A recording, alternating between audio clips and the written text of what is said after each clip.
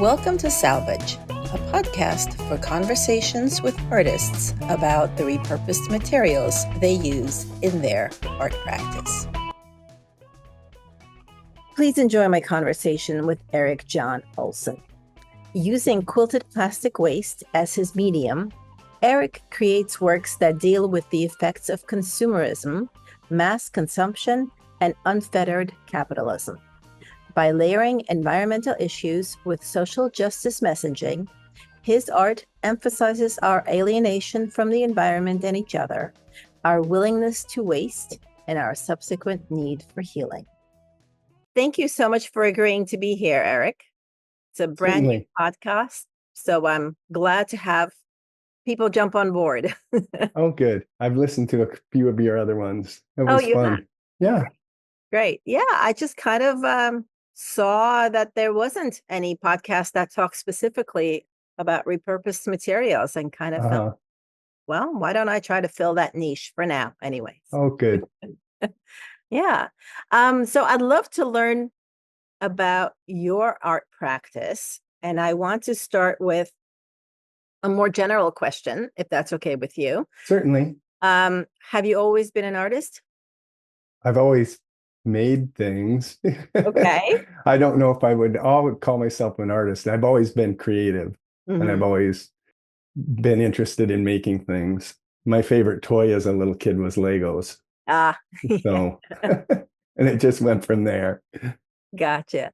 So I read in your bio that you worked in the advertising industry for a long time. Yes, 25 years. Yeah, that is a long time. And what was your job? I started out as an art director and graphic designer. Oh, okay. And then my last job, I owned a small agency. I was a creative director in like a four-person agency. Oh, cool. So and part owner. Very creative for 25 years. Yeah, even though it wasn't for you, it was for other people. Right. Well, I think that training, I've carried that over in my creative process. My creative process is much more like it would be in an advertising agency than it would be in an artist studio. Oh, interesting. In what way? The concept comes first. And it's not as an organic process. Oh, okay. As most artists would have. I will come up with the concept first. The title usually comes second, and then the image comes after that. Interesting. Well, the graphic nature of all your artwork is clearly visible. I mean, the graphic training is smack and center that right there. So that's really wonderful. But how, well, first of all, how did you make the transition from owning an advertising agency to being a full-time artist? My wife went back to work full-time, and then I sold my part of my partnership. I had just gotten burnt out. Things were moving way too fast with electronic media, and I'm just like, I just don't want to keep up, and I'm tired of marketing. And so I bailed and just did some odd job things. One of them was working in a grocery store, stocking the produce. Okay. And that leads into the rest of this story. All that produce is wrapped in, it comes in plastic bags that are packaged in bigger plastic bags. And those plastic bags are stacked on a pallet and wrapped with pallet wrap. So even the amount of there's tons of plastic that goes out of a grocery store that you don't even see, besides everything that's on the shelf. Right. Yeah. And at that same time, a good friend of mine first became obsessed with that before I did. And he was figuring out how to make functional items out of the low density polyethylene, which is what all those bags are. The soft plastic Yeah, one. the soft plastic. So was he trying to do like handbags or wallets, Yeah, something like that? tote bags and computer covers and all manner of things. He figured out that that plastic could be stacked up and quilted before long before I was Oh, okay. using it. And because I had been in advertising, he conscripted my services to brand his company. Hmm. And then since I wasn't working full time, I was helping him with some research and development. And because I had that gig at the grocery store, I was sourcing all his plastic Right. and I was taking it all out of the back room. So Hmm. it was all shipping plastic rather Yeah. than consumer plastic at that time. And then he convinced me to take home all the scraps and see if I could make art out of it. So I tease him that I don't know if you really thought I could make art out of it or if you just wanted to get it out of your house. So without throwing it in a landfill. Right. So that's how it started. It was about 2007, and I just started playing around with it and figured out that, man, it's almost like making your own Lego pieces and, Yeah. and then putting those together. So had you sewn before that? Yes, I had learned how to sew. I wasn't a great sewer. I didn't do a lot of it.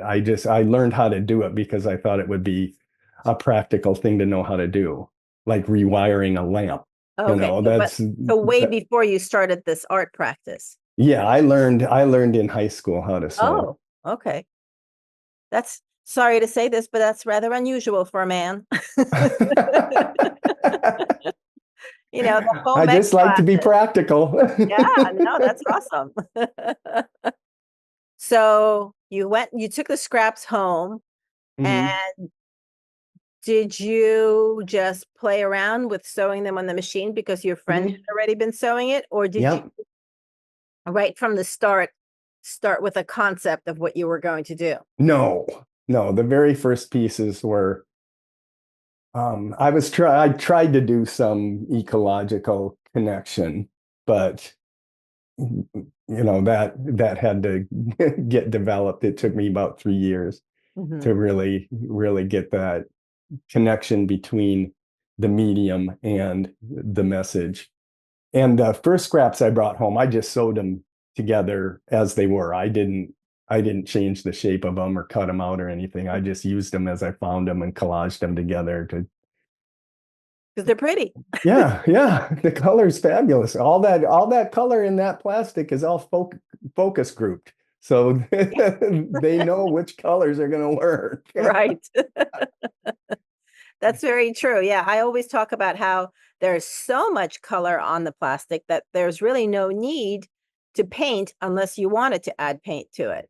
But yeah, you're absolutely right. It's Right. also this is the color that's on the plastic has been approved by a gazillion layers of people. Yes, yes, to be attractive. Yeah.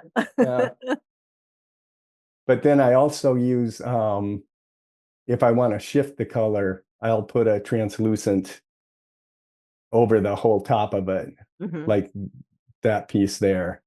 I wanted it, I wanted the grayish green parts to look a little muddier. So Hmm. I So did you that on found purpose. a translucent piece of plastic to put on. Mm-hmm. It.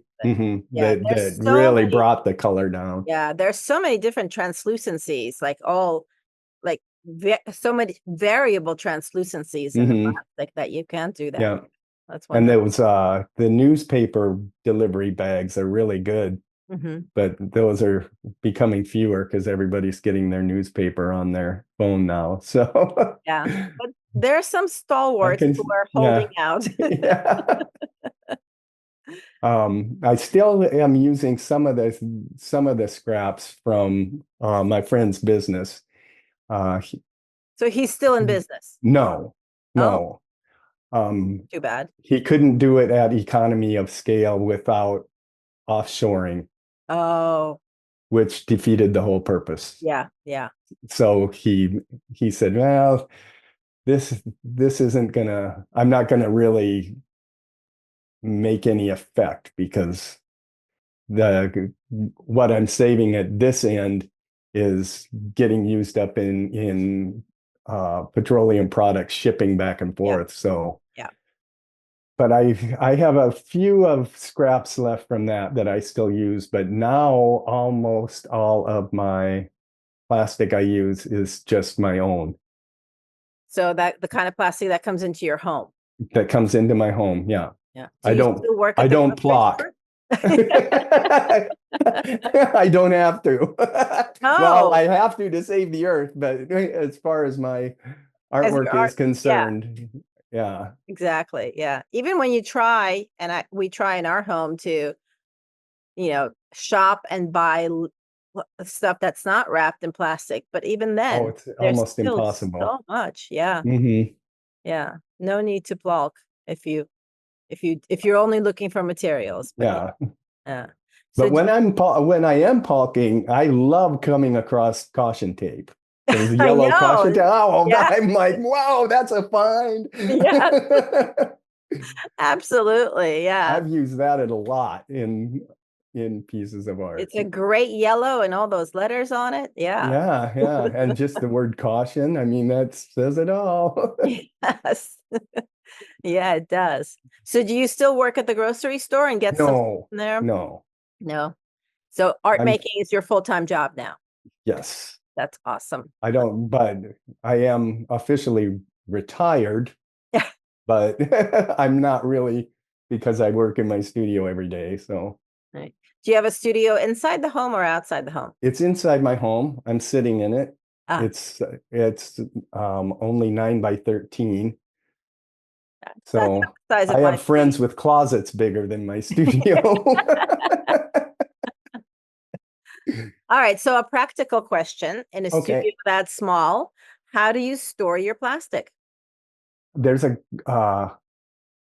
closet. One, Okay. I have a little closet with the bifold doors, and it's stacked with are you familiar with the cardboard drawers that they use in grade school Yeah. for the craft class stuff? Yep. Um, my wife used to work for the public school system as an administrator, and when they were done using those, because they do wear, Yeah. she would bring them home, and then and then I have them all labeled with the different colors of plastic. I Oh, you do. Okay. sort it by color, Uh-huh. just primary and tertiary, plus brown, gray, and white and Uh-huh. clear. I don't go, here's teal and here, Yeah, yeah. it's not a That's PMS too much book in my work. closet. Yeah. But that closet is filled with those drawers, and that's What's the most for it. abundant drawer? What color is the most abundant? Right now it's blue. Oh, interesting. Three, no, like 2010. Back then, the most abundant colors were yellow and orange, Uh-huh. and green was very difficult to find. And now blue and green I think companies want to be seen as green. Yeah, So they wrap all their stuff in green plastic. I think you might be right. I Yeah, actually used up most of my green stash in the last couple of years. So my green stash is a little bit on the low, but I'm sure it will refill soon enough. I'm loving your flowers that you're doing. Oh, thank you. Those the flowers behind me are from the Earth Month Repurpose Collage Challenge that I host every April. Hmm. I haven't had a chance to get back to them.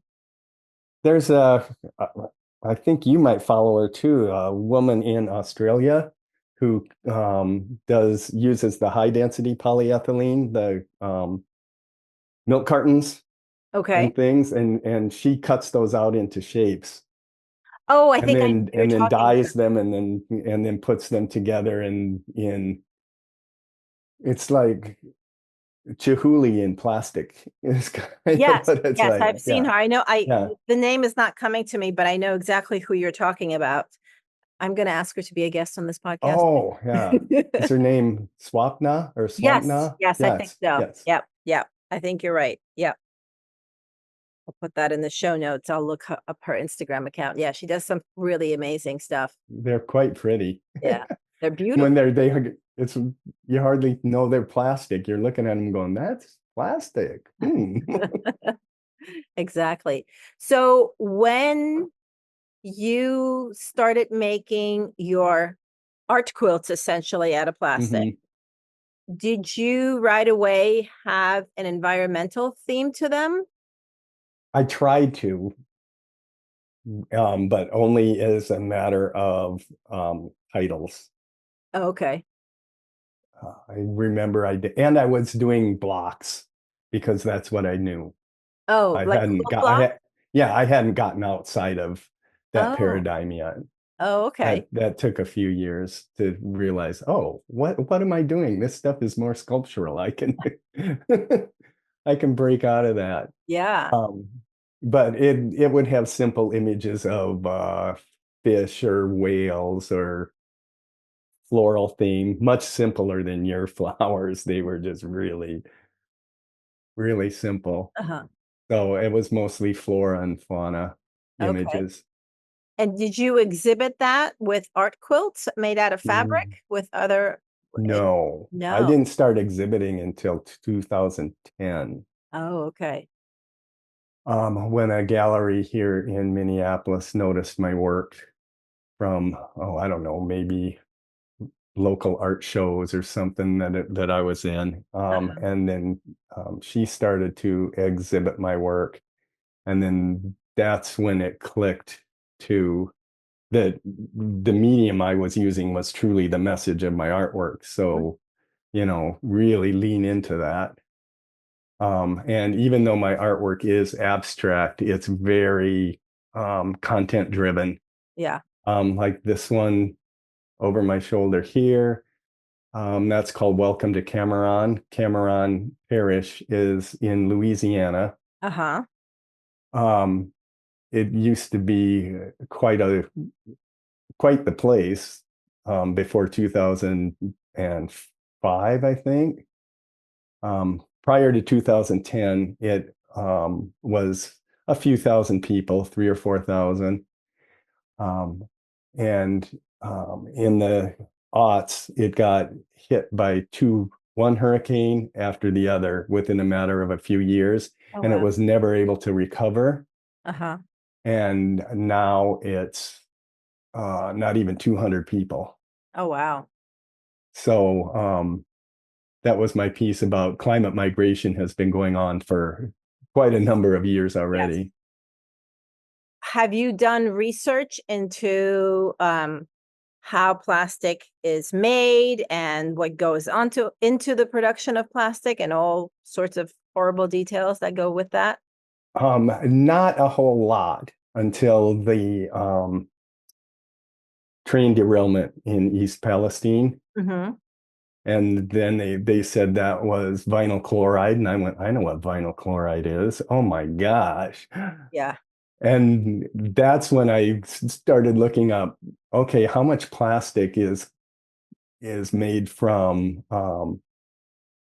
sourced from fossil fuels and the like. And I don't remember exactly. It's like 98%. It's It's practically all of it's it. Yeah. almost all of it. Yeah. It's not all of it, but it's almost all of Yeah. it. Yeah. Exactly. Yeah. Yeah. I don't know if you know, and if you don't, you should know. There's an organization called beyondplastics.org. Oh, yeah. And they actually they worked with the people in in East Palestine, Ohio. One of the most outspoken people after that train disaster is actually now works for Beyond Plastic, but their mission is basically to talk about all the toxicity that happens Hmm. with plastic from production to disposal, and to educate the public and to try to stop the single-use plastic problem. Right. And Right. they do an incredible amount of education on the subject. So if you have the time, take a look at them. I have taken their online course now at least 3 times, and Hmm. it's mind-boggling. Hmm. But I have to say, luckily, the woman who's the president the organization does it with humor and a lot of hope. So Oh, it's not completely devastating after you learn all the horrible facts. You're left with an uplifting feeling that yeah, there are things that can be done to help mitigate the yeah. situation. My therapist told me I should take a break from my art once in a while. It's so, and then curators are like, I'll hang maybe 12 pieces in a solo show because your artwork is so heavy that even though it's pretty, Yeah. it's very, very pretty, but it's, When you get close, it's a lot to take in. yeah, yeah. Yeah. So do you talk about your art as well? Do you? Yes. Almost every exhibit I do an artist talk Mhm.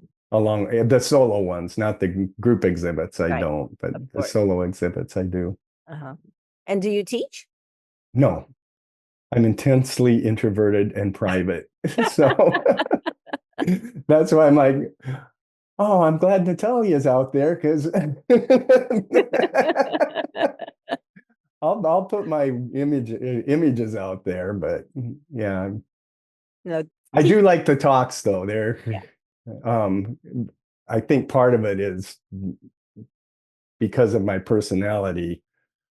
I'm on stage and there's like this invisible wall between me and the audience. Oh, okay.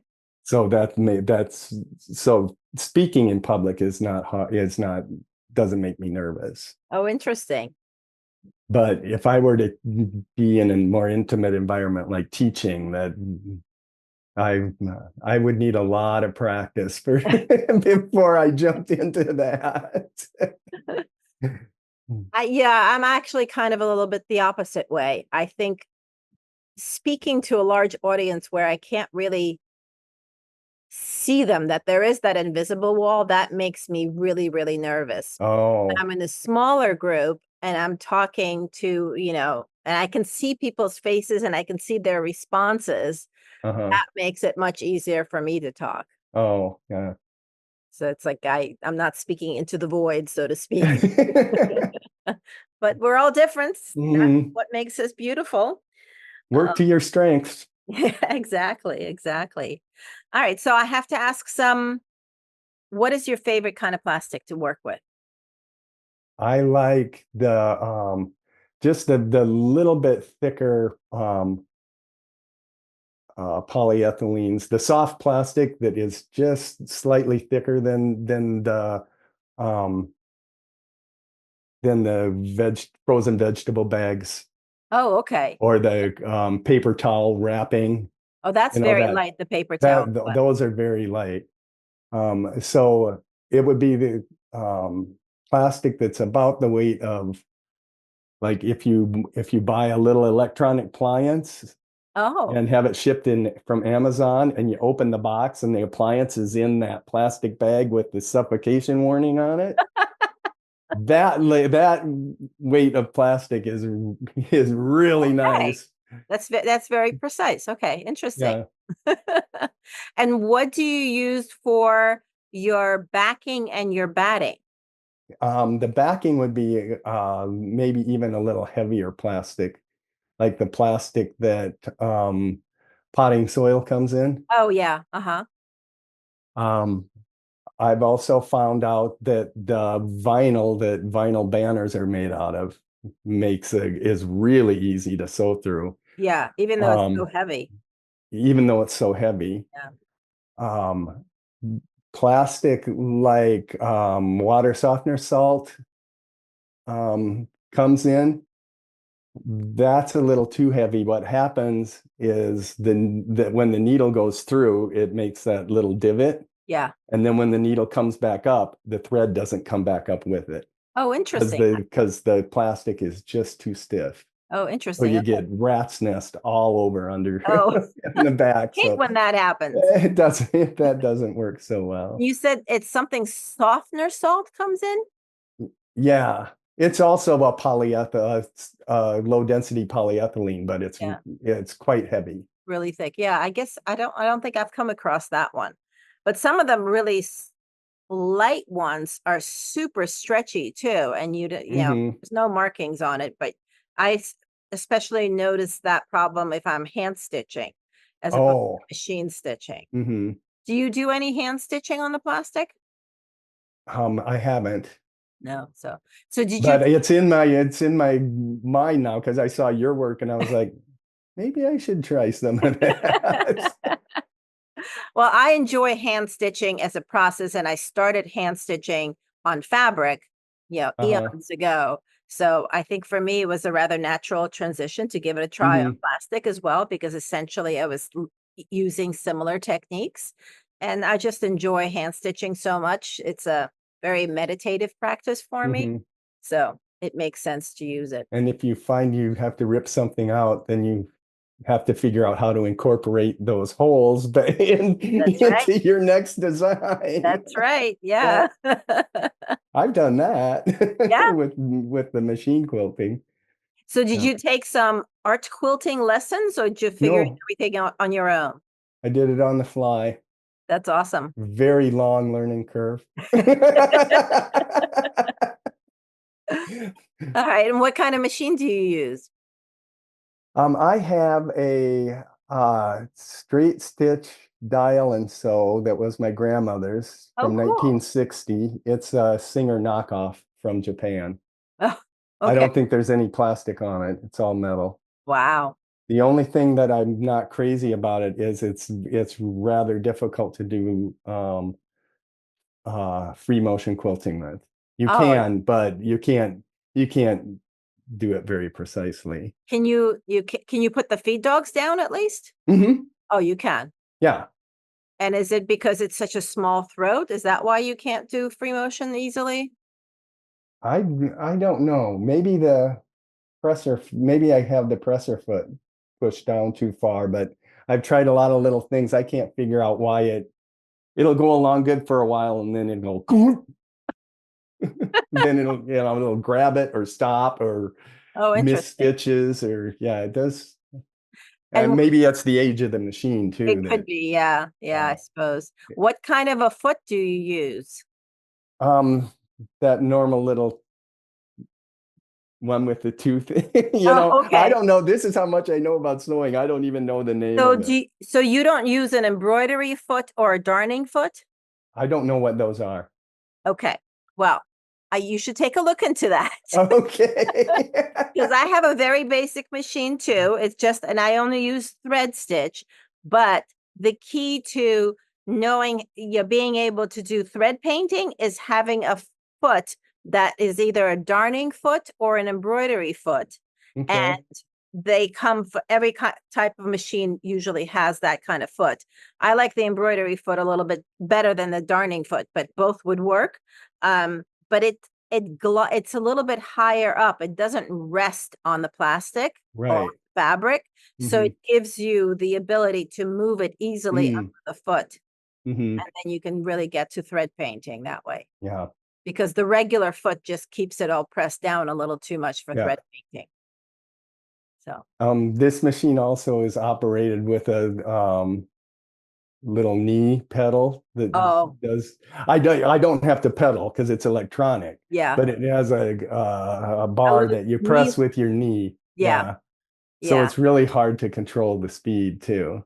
I think you can take that out. Ah. 'Cause I had one on mine. I had the knee lift on mine because um, it was meant for fabric sewing, for garment sewing. Uh-huh. And when I worked in a garment shop years and years ago, all the machines had those, and the seamstresses would get used to it because then you can just lift the foot with your knee and move things around much faster, but I hated it. Hmm. So when I got my machine, the first thing I saw was that, "Oh, I can take that thing out, and I don't need to Oh. use it." So take a look, you might be able to, Oh, get rid of okay. it.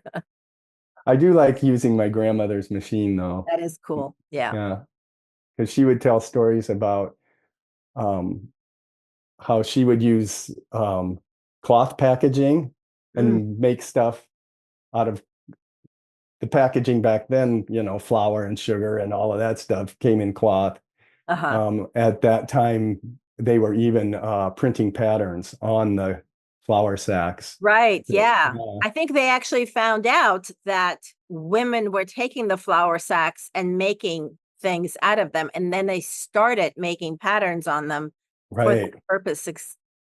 Exactly. That's so cool that your grandmother was doing that. Yeah, Wow. and I while I'm sewing, I like relating to that because it's like, okay, these are the bags that our products come in now, Mhm. and I'm making stuff out of it, just like my grandma did with the bags that she bought her stuff in. Yeah. So That's an awesome connection. I like that connection. Yeah. Yeah.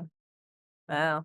Oh, So, I do use a zipper foot a lot. oh, you do? Okay. Yeah, because of I do a lot of three-dimensional things, and to Oh, yeah. put things close together, Hmm. it's really nice to have that little zipper foot to To get in attach it. there. That's cool. Yeah, I was looking at your portfolio earlier today and you had like little loops and little bits of smaller plastic cut out. Hmm. So, do you ever use your plastics? I mean, sorry, fuse your plastics? I haven't. Yeah. Yeah, I don't either. I've thought about it, but I haven't because I thought, well, that's okay, that's going to be heat. How much carbon footprint is that going to add to my process to include heat? Yeah, and also it's not so good for you. Right. Oh, the fumes. Yeah. Yeah, yeah, because heating the plastic releases the fumes. They say that if it's only heated to there's a level to which the plastic can be heated to before it actually releases the chemicals, but Ah, who really knows what that level is? That's what worries me. and then to control it in a home environment. Yeah. Yeah, you would need to wear a mask, Yeah. windows Yeah. open, but then you're sending it out there, so yeah. I also use a Janome serger. Oh, okay. That's what I wrap the edges with. Uh-huh. And with those little bits that look like they've been chained together, those are run through the serger, and it just leaves the serger tail between them. Uh-huh. And then I loop them up and sew them in a row onto a Oh, heavier piece nice. of plastic, and then it gets that shag rug look. Yeah, that's awesome. Okay, that's cool. Yeah, I have a serger. I there you have no, have I? I've used it a little bit for plastic, but not for Mhm. much. Actually I haven't used it very recently at mhm. all. I like it because it makes that nice thick edge around all the shapes, so it's almost looks like a coloring book. Yeah. I loved coloring books when I was little, so all that stuff from my past comes out in Well, my work now. the edge of it gives your pieces a more of a graphic look as well, which Hmm. makes sense with you Hmm. being a graphic designer. And confession to tell you how much I did not know about sewing. When I first started doing these, working with this plastic artwork, I was paying no attention to the thread whatsoever. Oh. I know. Oh, that's Ah. weird. And Were you not then a paying friend of attention to the mine saw my artwork and said, the thread is making a statement too. And I was like, oh. so were you just choosing it for the color or I was paying no attention to the thread. not I even the just, color of the thread? nope. I grabbed a cone out of the cupboard, and Oh, okay. all my, uh, all my thread is cones. Oh, okay. We have a wholesale fabric outlet that gets um, the leftover cones of Uh-huh. thread from manufacturing. Oh, that's great. So I don't buy new thread either. That's awesome. Yeah. Yeah. I have to buy the thread, but I don't buy new. Right. I Yeah. understand. Yeah. Yeah. No, that's great that you were able to use something like that. So your work is really large. Has it always Hmm. been that large? I mean, I saw something that was like 100 and something inches across. Yes. So you started big It from the hasn't beginning. always been that large. It's always been about what's behind me, which is Like 3, a 4 feet. 48 by 48 would be small for me. Wow. And what thinking went behind to making your pieces that large from the start? I liked the way it felt. And then, but when I cut out really small pieces, it didn't, my crude sewing looked crude. Oh, But then as the scale got bigger, the sewing didn't look as crude to me because in the sewing in relationship to the size of the piece uh-huh. gave the sewing actually a more detail dense look. Okay. Very cool. So I see that your pieces have like negative space inside them, empty Hmm. space. Do you make the piece out of many different components and then put it together? Yes. Okay. The the elements are quilted. It's about ends up being about 8 layers of plastic. The backing and then the batting, which is either popped bubble wrap, which I pop with a rolling pin so I can pop a lot at once, Uh-huh. or the pallet wrap, and yeah, that's mostly what I use because it gives it a really nice lift, so it looks like quilted fabric. Yeah. The way each area has that little convex Hmm. shape to it. Where was I going with this? Oh, I was asking you about the different shapes that put together Oh yeah. your company. So I quilt them in, oh, maybe foot square, sometimes a little bigger. Uh-huh. It gets kind of difficult with that little tiny space in the sewing machine. Then I cut the shape out, Hmm. serge the edge, and then put it together. So do you make pattern pieces for your Hmm. piece? Yes, Oh. Oh, wow. So do you draw or use the computer to make your composition first? both. I draw it first. Uh-huh. They're usually, oh, I don't have one pinned up here. That's okay. We can. About post-it size scribble, post-it Oh, note okay. size scribble. Uh-huh. Then I blow that up on the computer to whatever fits in an 8.5 by 11. Hmm. And then I trace it over and over again. Of course, I use used paper, computer paper that's already printed on both sides. It's still Uh-huh. translucent and with a light behind it. So, Yeah. I use I use stuff over and over again. I and I just keep tracing it and manipulating little shapes until I have it looks like a black line coloring book. Uh-huh. Roy Lichtenstein that's how he would do his. He would appropriate an image and then trace it over and over and over again, just manipulating little things till he got it the Uh-huh. way he wanted.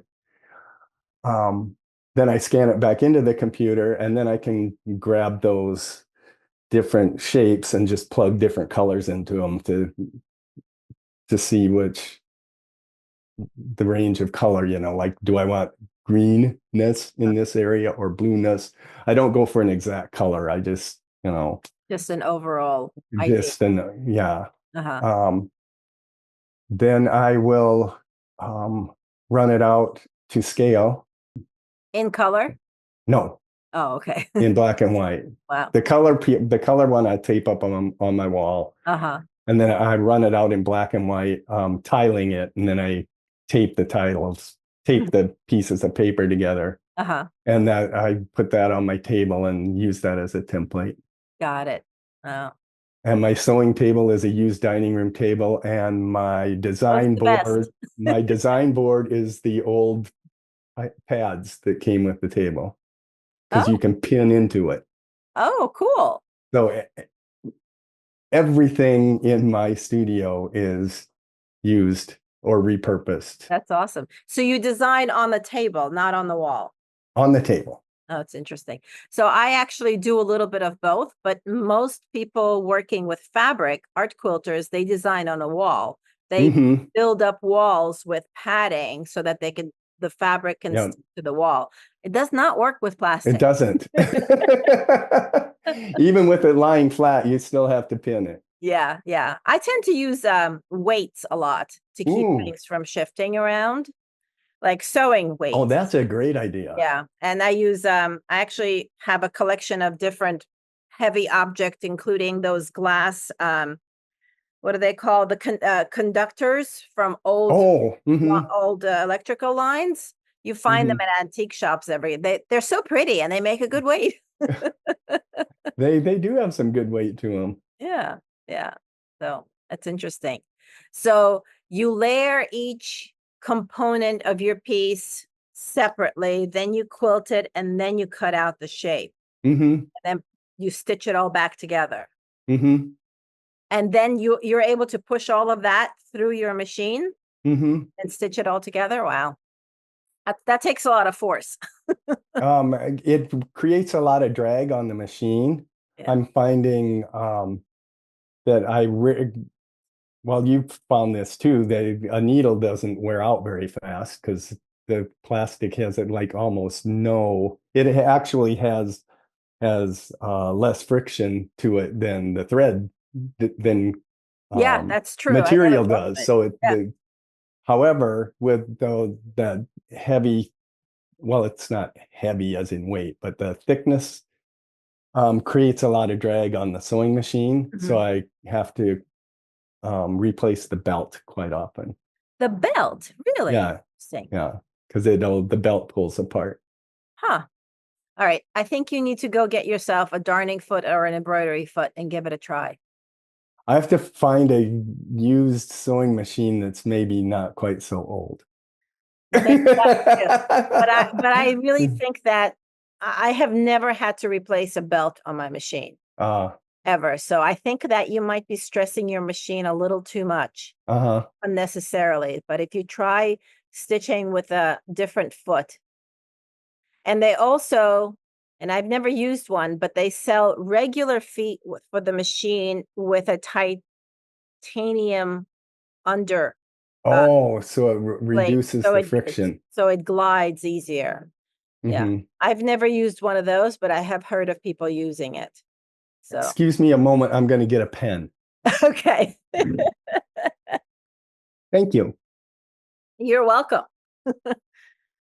We got to share Okay. all the tips and Yeah. techniques. Yeah. Very important. I'm back up to speed.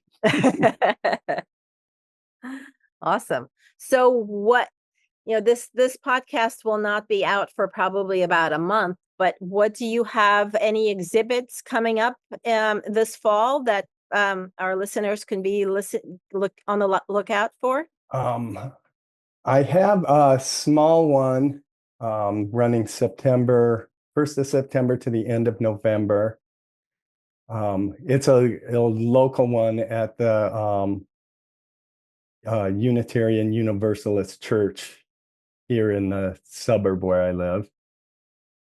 Um, and that is, I will post that to my Instagram Oh, and my website and my Facebook okay. page. Great. I have one at a uh, nature park Oh, reserve here in Minneapolis that show they all are constantly rotating.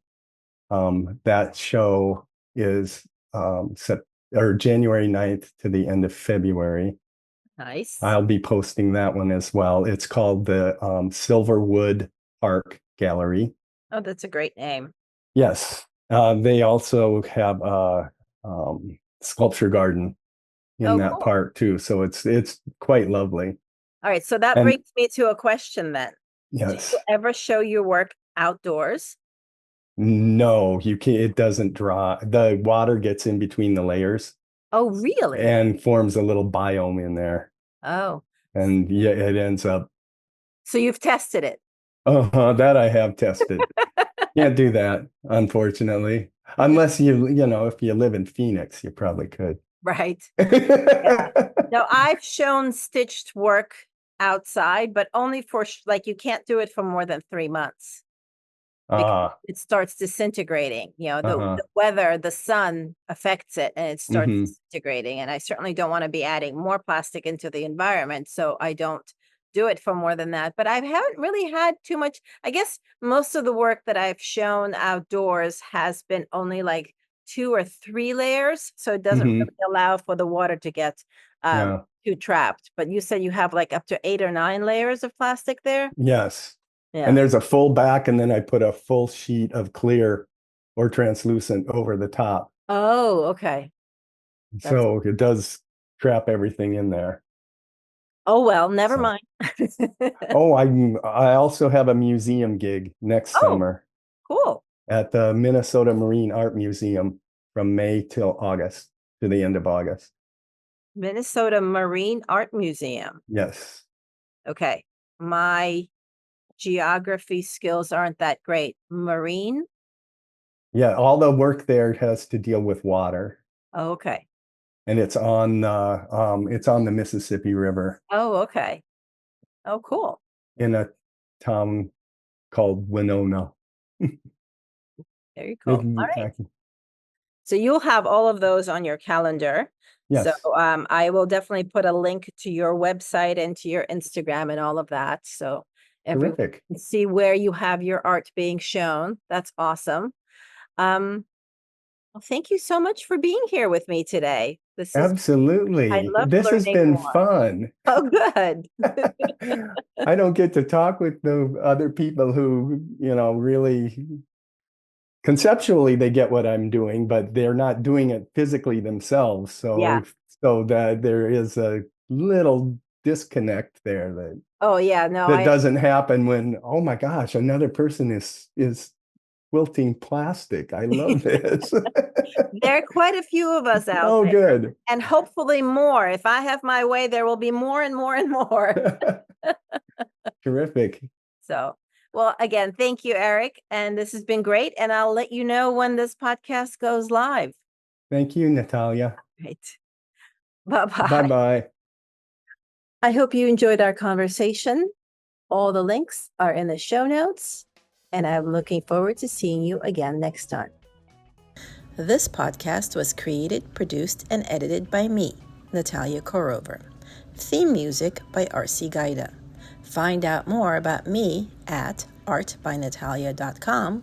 Find out about my community at repurposercollective.com and about my education initiatives at ecoloop.art. Thank you for listening. Please rate and review and share this podcast with anyone that you think might like it. Thanks so much.